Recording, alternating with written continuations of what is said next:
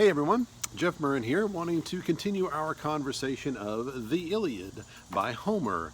And we're just still getting started, getting the wheels are turning in this. We've got a ways to go because this is book 2.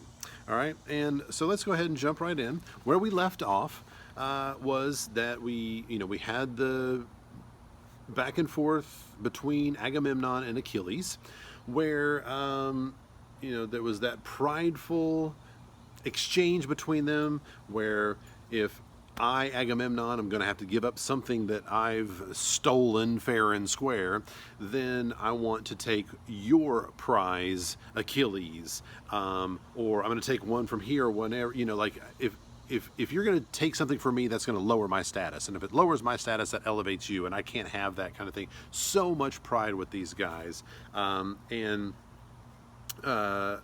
We also saw that Achilles has worked kind of as a result of Agamemnon's, his difficulty in dealing with Agamemnon. He's kind of trying to sabotage the Greek army just out of spite. A lot of these petty kind of things that these guys are doing. All right. So what we have here in the beginning of book 2, Zeus sends some sort of dream to Agamemnon.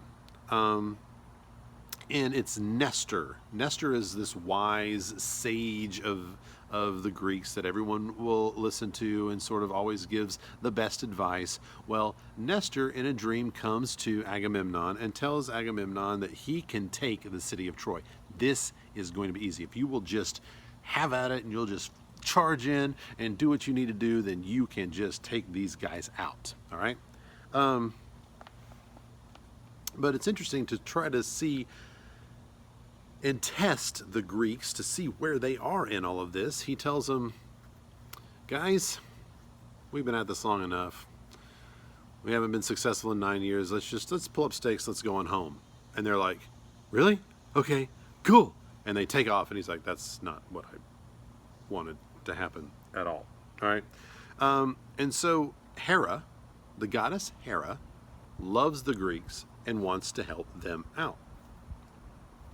And so she goes to Athena, and Athena goes to Odysseus, who is the one who's the most eloquent, the most articulate, the smartest, most clever of them all, and tries to get Odysseus to rally the troops together to say, guys, we can do this. All right. On page 105, you will see, this is about line 201. Royal son of Laertes, Odysseus, great tactician. What, is this the way? All you Argives flying home to your fatherland, tumbling into your oar-swept ships, leaving Priam and all the men of Troy to a trophy to glory over?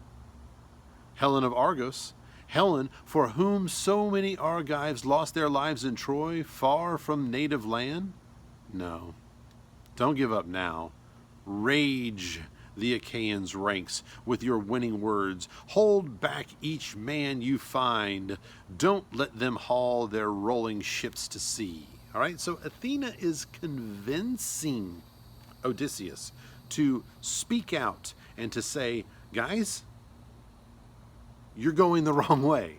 We're not going home. Our business is not finished here. All right?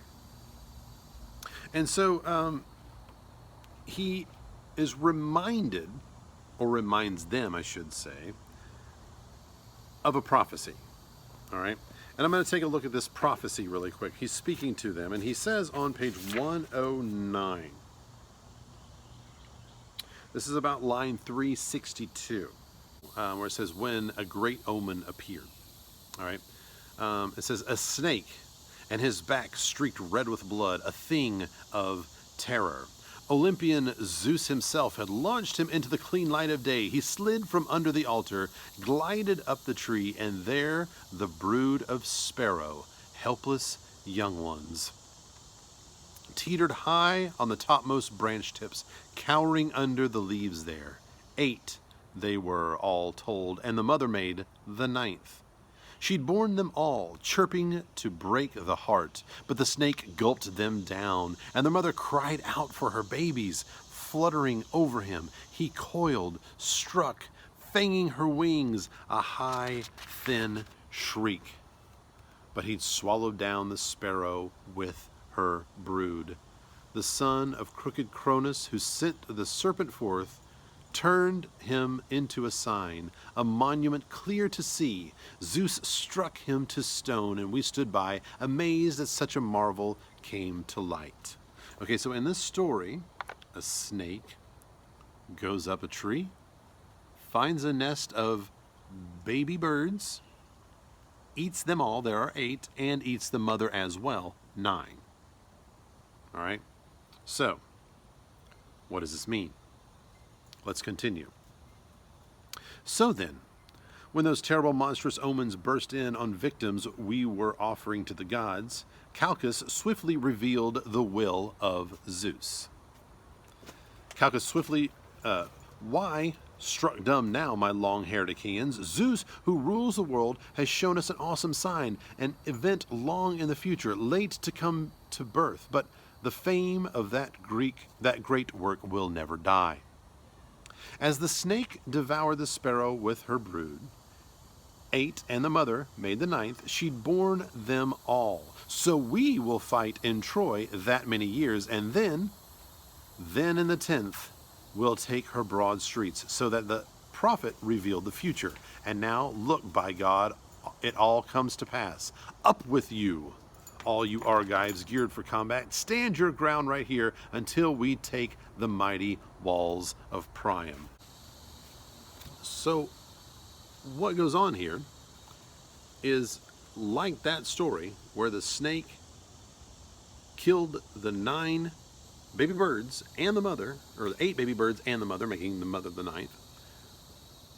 We will fight and not yet be successful in taking down Priam's city. Priam is the king of Troy. We will not take down Priam's city.